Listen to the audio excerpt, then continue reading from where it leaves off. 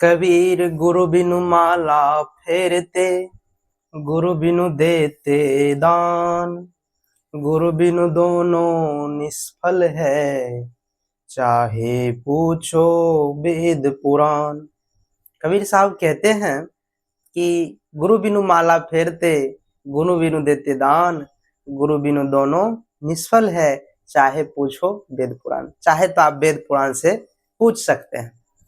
साहिब बंदगी साथियों, आज मैं कबीर साहब का गुरु दीक्षा से संबंधित टॉपिक लेकर के आया हूं कि कबीर साहब को गुरु की प्राप्ति कैसे हुई और कबीर साहब किनको गुरु बनाए।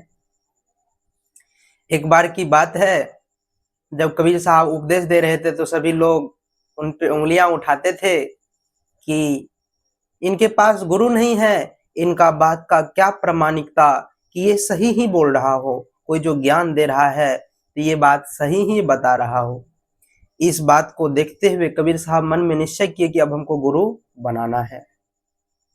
वो गए रामानंद जी के पास, जो उस समय के बहुत बड़े महात्मा जी थे, वैष्णव पंथ के पंचारक थे, जो उत्तर भारत के सबसे बड़े महात्मा थे। उनका नाम था रामानंद स्वामी। तो वो गए गुरु जी के पास, गुरु जी को बोले, गुरु जी मुझे अपना शिष्य बना लीजिए। गुरु जी बोले, मैं जुलाहे को शिष्य नहीं बनाता, और उनको भेज दिए। तो कबीर साहब सोचे बनाना तो है इसी को, क्योंकि जो रियल होते हैं ना, जिनमें कोई अच्छाई होती है ना, वो करक भी होते हैं, वो थोड़ा करवाहट भी बोलते हैं। इसलिए व्यक्ति को करवा से नहीं घबराना चाहिए, व्यक्ति को ये करू भाली वचन से नहीं घबराना चाहिए, व्यक्ति को दूसरे की अच्छाई को देखना चाहिए, बुराई से घबराना चाहिए। कबीर साहब सोचे गुरु तो इन्हें ही बनाना है, चाहे जो हो जाए। कबीर साहब ने निश्चय किया कि कैसे होगा। तो उन समय में रामानंद स्वामी पंचगंगा घाट पे रोज स्नान करने के लिए जाया करते थे।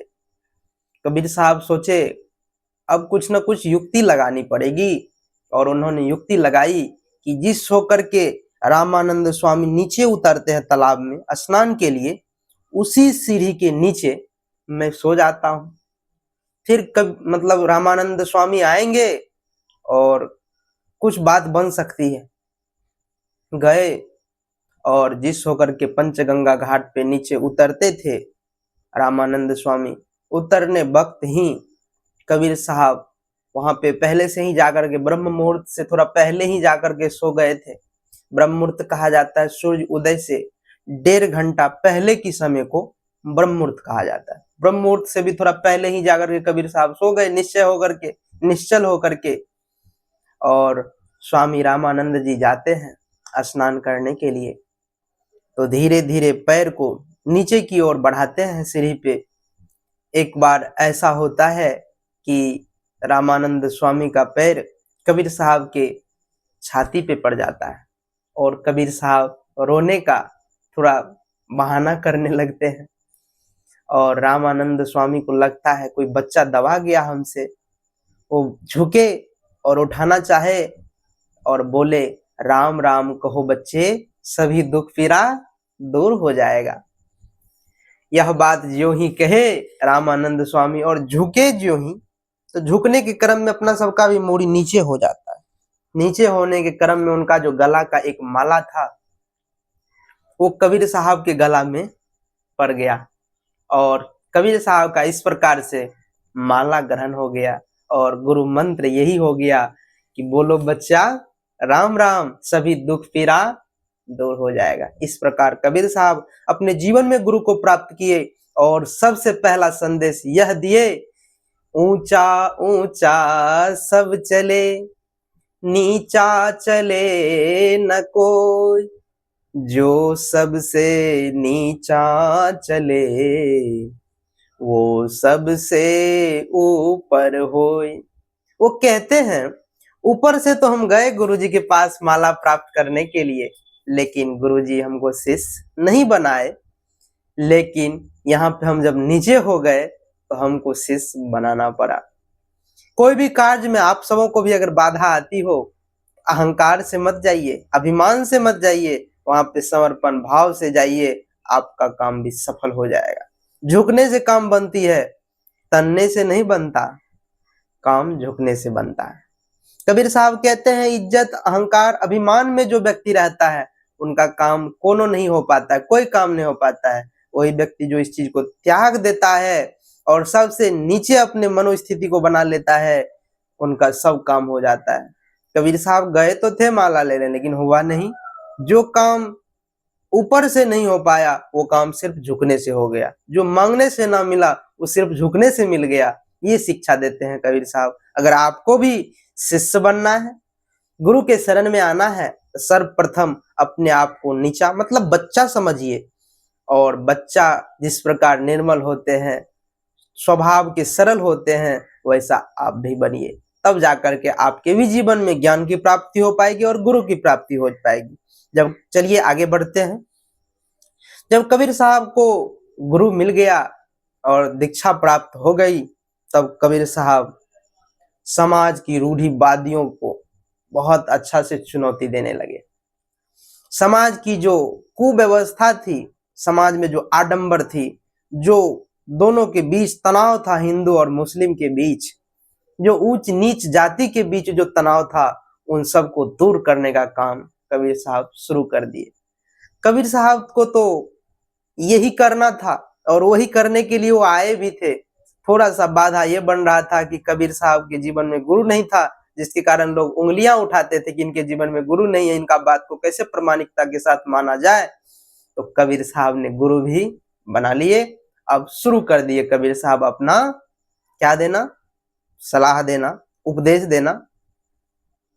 फर्स्ट उपदेश ये दिया कि ऊपर ऊपर सब चले। फिर दूसरा में उनको देखने के लिए मिला कि हिंदू और मुस्लिम वापिस में कुछ बातों को लेकर के झंझट कर रहे थे, लड़ाई कर रहे थे। वो कहते थे मेरा भगवान, हिंदू कहते थे मेरा भगवान पूरब में है, और मुस्लिम कहते थे नहीं मेरा भगवान पश्चिम में है। ये बात को लेकर के दोनों में भेद था। अगर कोई पूरब में पूजा करता तो उनको हिंदू माना जाता था, और अगर कोई पश्चिम में पूजा करे तो उनको मुस्लिम माना जाता था। कबीर साहब सोचे ऐसे काम बनने वाला नहीं, इनको तो शिक्षा देना परम आवश्यक है कि परमात्मा कहाँ पे है और परमात्मा कैसे मिलेगा।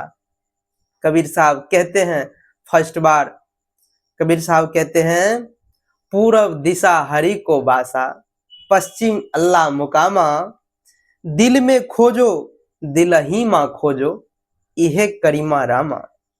वो कहते हैं पूरब दिशा हरि को बासा, पश्चिम अल्लाह मुकामा, इधर नहीं है परमात्मा, ना पूरब में ना पश्चिम में।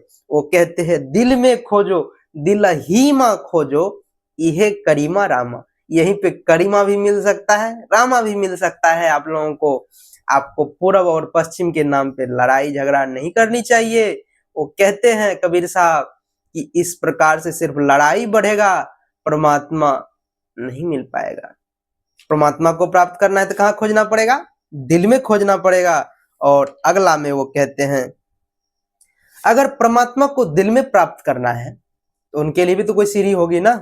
जैसे हम लोगों को छत पे चढ़ना होता है तो सीढ़ी बाय सीढ़ी चढ़ जाते हैं, उसी प्रकार परमात्मा के पास जाना है तो परमात्मा के पास पहुंचने के लिए तो कोई सीढ़ी होगी ना। वो ईटा पत्थर का सीढ़ी नहीं है, वो सीढ़ी है व्यक्ति के मनोभाव की, मनोदशा की। आपकी मनोदशा जितना साफ होता जाएगा, आपका मन का विकार जितना साफ होता जाएगा, समझ लीजिए आप उतना सीढ़ी ऊपर बढ़ते जा रहे हैं परमात्मा की ओर। कबीर साहब कहते हैं ज्यों मन निर्मल भया, जैसे गंगा नीर, पाछे पाछे हरि फिरे, कहत कबीर कबीर। वो कहते हैं परमात्मा को खोज रहे हो इतना झंझट से, कोई काशी आता है खोजने के लिए, कोई मथुरा जाता है, कोई वृंदावन जाता है, लेकिन ऐसे नहीं मिलेगा।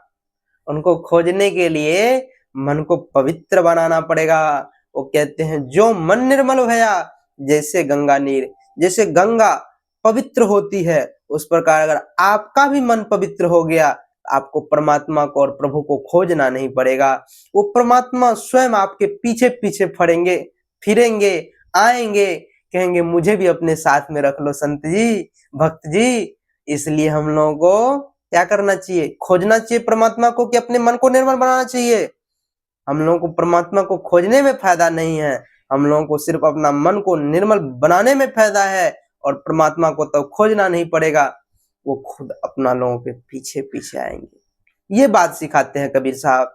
वो किसी के पीछे जाने के लिए नहीं कहते हैं, वो तो अपने आप को उतना योग्य बनाने के लिए कहते हैं। जैसे अगर आप नौकरी ही खोजने जाइएगा, नौकरी नहीं मिलेगी।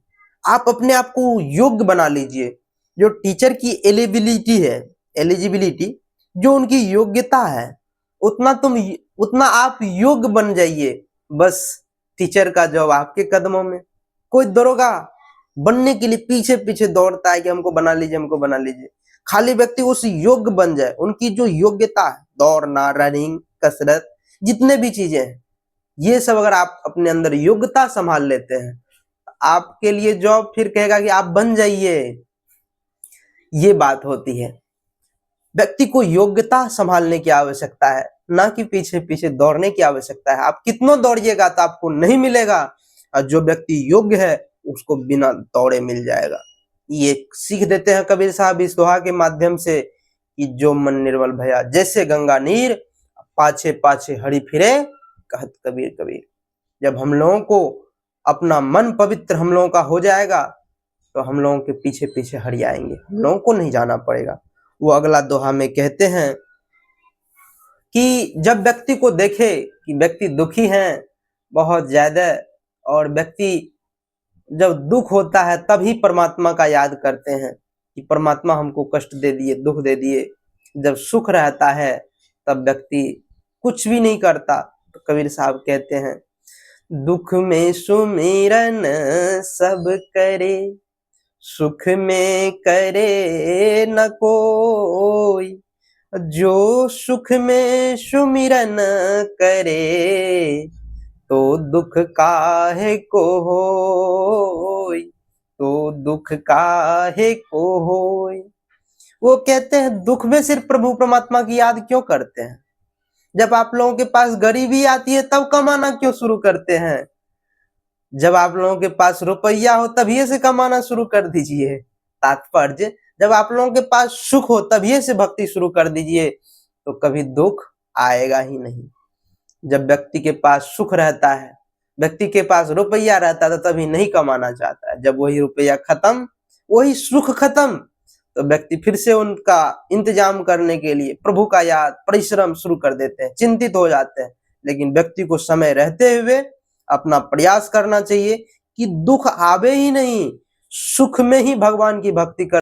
आछे दिन पाछे गया, इस प्रकार है, आछे दिन पाछे गया, गुरु से किया न हेत, अब पछतावत क्या करे, जब चिड़िया चुग गई खेत।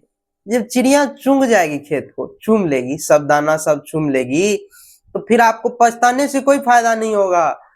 जब आपके पास समय है, बोए हैं बीज, तभी आप रखवाली कर लीजिए, बीज जन्म जाएगा।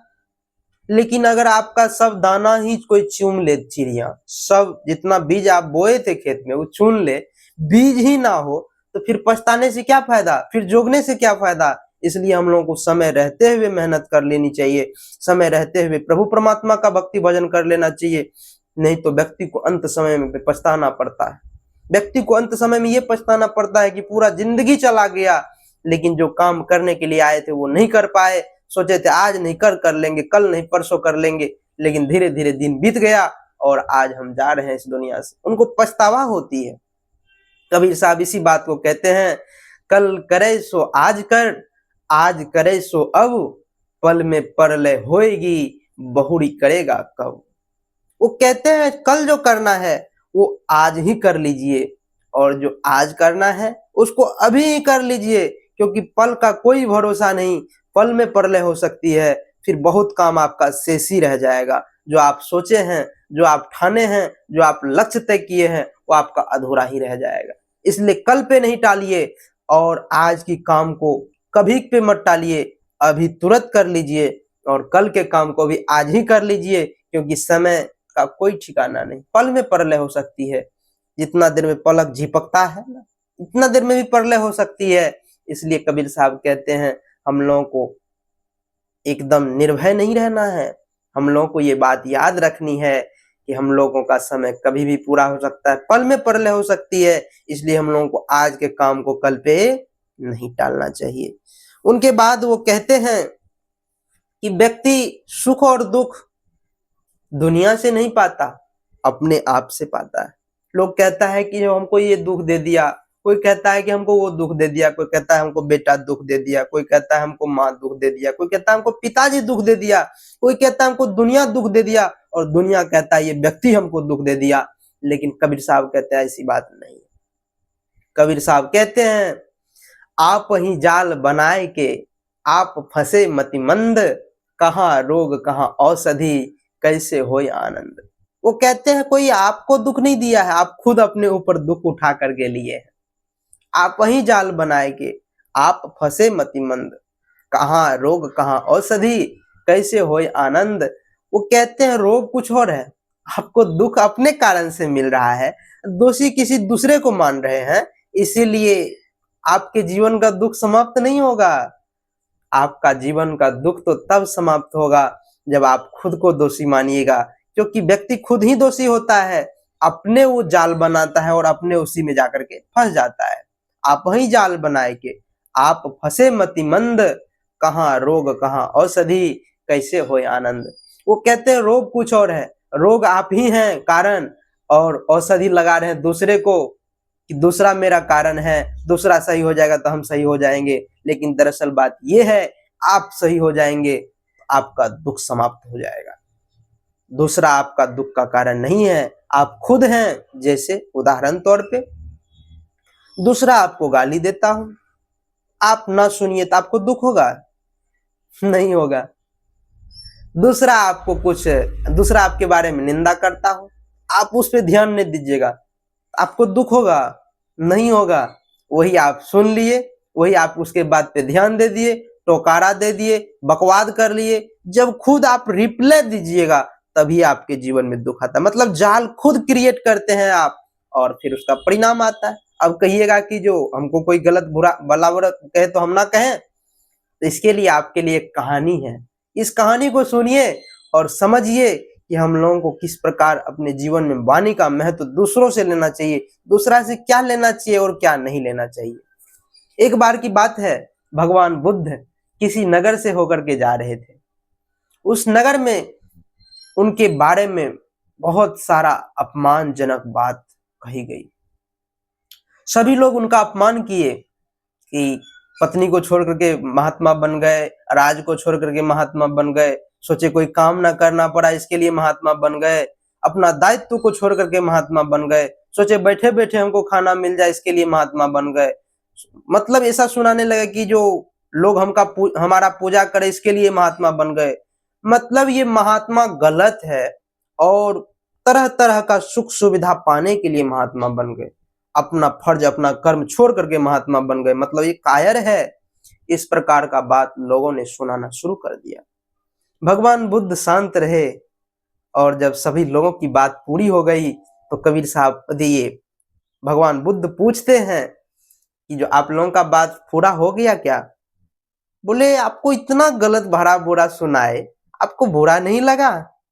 आप कहते कि जब आपका हो गया तो मैं अब जाऊं। भगवान बुद्ध बोले अगर आपका गाली पूरा हो गया हो तो हम जाऊं यहाँ से, मुझे और कहीं जाना है। तो लोगों को बहुत आश्चर्य हुआ कि आखिर इनको इतना भला बुरा सुनाए, फिर भी ये व्यक्ति कहता है कि जो अगर आपका हो गया हो तो मैं जाऊं। ये बहुत आश्चर्य हुआ उन लोगों को। लोगों ने पूछा महात्मन आपको जरा सा भी बुरा नहीं लगा इस बात से? भगवान बुद्ध कहते हैं नहीं। कहा क्यों? भगवान बुद्ध कहते हैं मैं इसके लिए आप लोगों को एक बात सुनाता हूँ। भगवान बुद्ध कहते हैं आपके गांव में जो मैं प्रवेश किया हूँ, इनसे पहले मैं किसी और गांव में था। उस गांव में मुझे बहुत सारा मिठाई, फल, बहुत प्रकार की भोजन सामग्री हमको मिला खाने के लिए।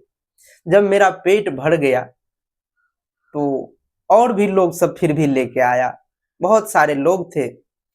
तो मैं बोला कि मुझे अब आवश्यकता नहीं है, मेरा पेट भर गया है, अब मैं नहीं ले सकता, अब मैं नहीं खा सकता।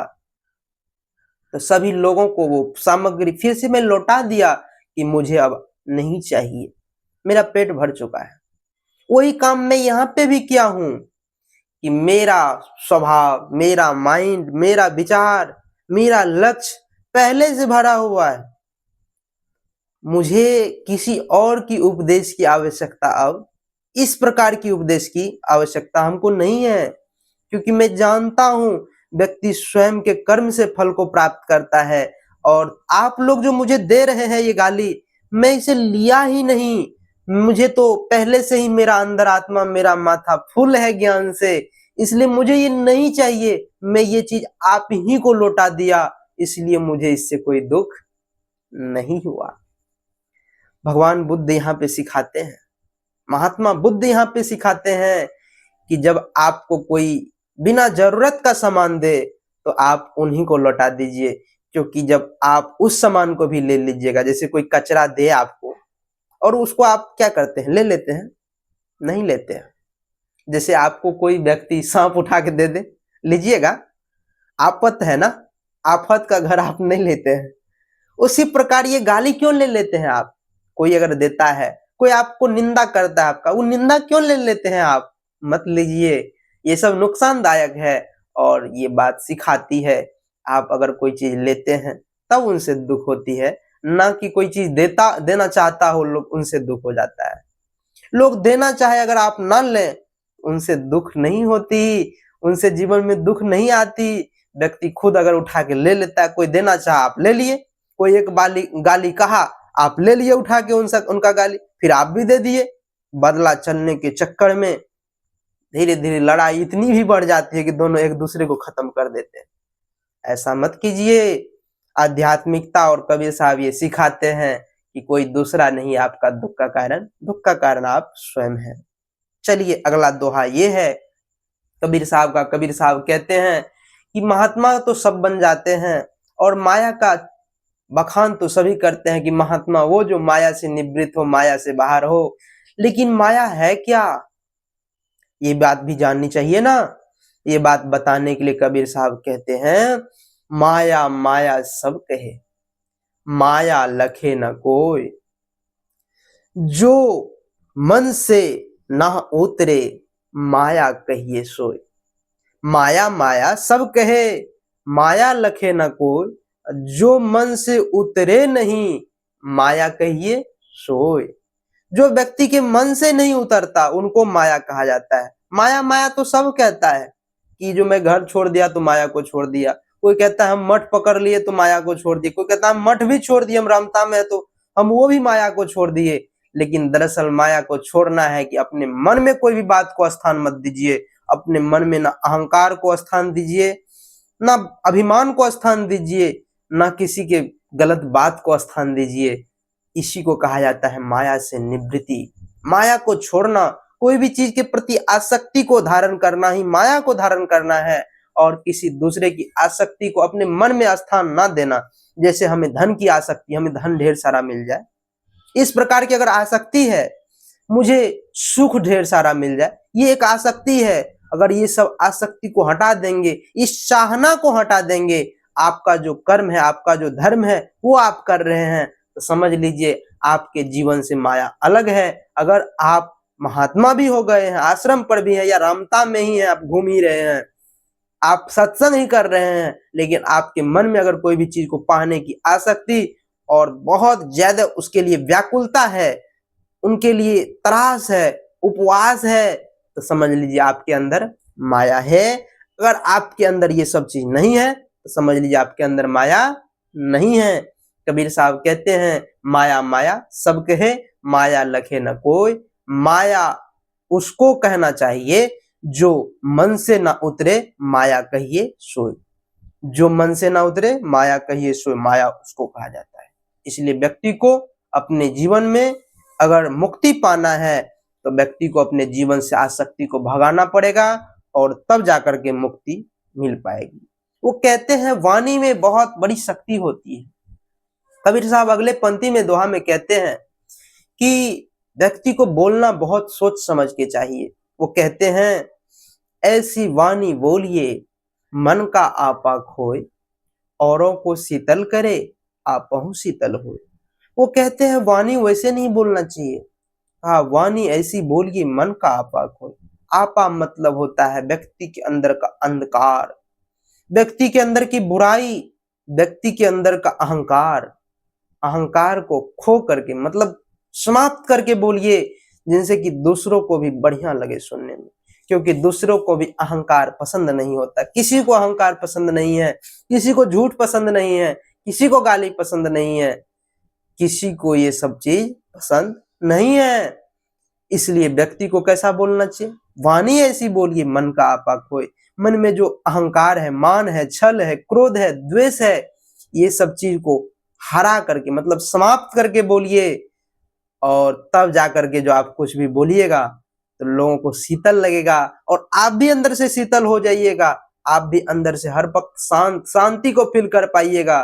तब आप कर पाइएगा ये सब चीज, जब आप अपने मन की ये जो है मान रूपी अंधकार, मान रूपी बुराई, छल रूपी बुराई, अहंकार रूपी बुराई, क्रोध रूपी बुराई, ये सब जब बुराई हम लोग समाप्त कर देंगे, तब जाकर के हम लोगों के मन से भी अनमोल वचन निकल पाएगी, एक प्रिय वचन निकल पाएगी, एक शांतिप्रद वचन निकल पाएगी। दूसरे को भी जब वो चीज बढ़िया लगेगा और आप भी अपने जीवन में शांति को फील महसूस कर पाएंगे।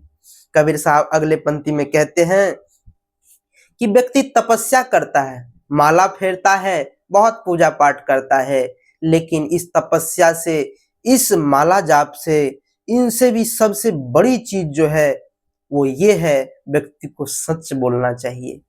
सांच बराबर तप नहीं, वो कहते हैं कबीर साहब, सांच बराबर तप नहीं, झूठ बराबर पाप, जाके हृदय सांच हैं, ताक के हृदय प्रभु आप। वो कहते हैं जिसका हृदय सांच है ना, जिसका हृदय सत्य है ना, सांच बराबर तप नहीं, झूठ बराबर पाप, जाके हृदय सांच है, ताके हृदय प्रभु आप। जिसके अंदर में सच्चाई है उनके अंदर में प्रभु का निवास होता है। इसी बात को भगवान श्री कृष्ण भी श्रीमद् भगवत पुराण में कहते हैं, सच्चिदानंद रूपाय, मतलब सत्य और चित्त के बीच का जो आनंद होता है वही मेरा स्वरूप है। सच्चिदानंद रूपाय विश्वोत्पत्त्यादि हेतवे त्रैताप विनाशाय श्री कृष्णाय वयम नमः। वो भी कहते हैं जब वहां पे व्यक्ति के अंदर सत्य हो जाती है, व्यक्ति के चित्त में सच्चिदानंद रूपाय, जब व्यक्ति के अंदर में सत्य और चित्त का आनंद प्रकट होता है, कबीर साहब भी कहते हैं सांच बराबर तप नहीं। जब आप लोग भी सांच बोलेंगे तो आपका क्रेडिट बची रहेगी, आपके वाणी का महत्व बचा रहेगा। सांच बराबर तप नहीं, झूठ बराबर पाप, जो व्यक्ति झूठ बोलता है उनके समान पापी नहीं है।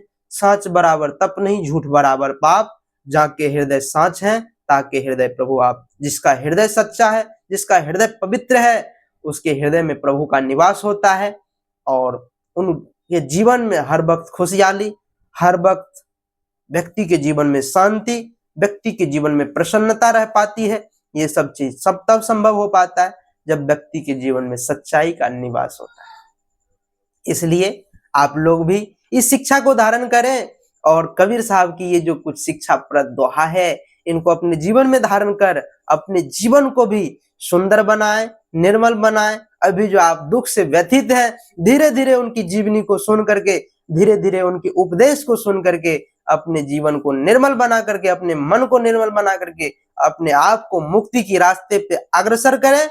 और मैं आज कबीर साहब की वाणी को और ज्यादा अगर खींचा या और ज्यादा जीवनी को सुनाया तो वीडियो थोड़ा लंबा हो जाएगा, इसलिए मैं इसी बात को यहाँ पे समाप्त करना चाहूंगा और अगला पार्ट किसी दूसरे वीडियो में लेकर के आऊंगा। यहाँ से फिर कबीर साहब का जीवनी फिर ऊपर सुनाऊंगा और आप लोगों को तब तक सुनाऊंगा जब तक कबीर साहब का जीवनी खत्म ना हो जाए।